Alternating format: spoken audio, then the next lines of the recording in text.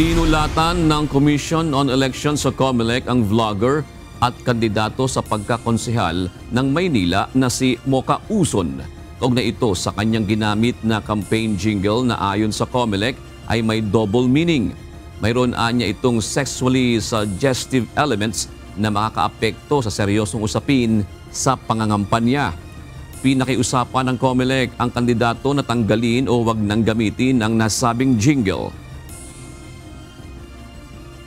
Tayo po ay nag-e-expect ng isang magandang response mula sa kanya at pasasalamatan namin siya kapag siya mismo ay nag-take ng initiative at sumunod siya doon sa ating pakiusap na i-take down na o wag nang gamitin itong double meaning na campaign jingle na yan. Samantala sa kanyang pahayag, sinabi naman ni Mocha Uson na ipinag-utos na niya sa kanyang campaign team ang agarang pagpapatigil sa paggamit ng naturang campaign jingle. Nire-review na rin anya ang lahat ng kanilang content para matiyak na makasusunod ito sa maayos na electoral engagement.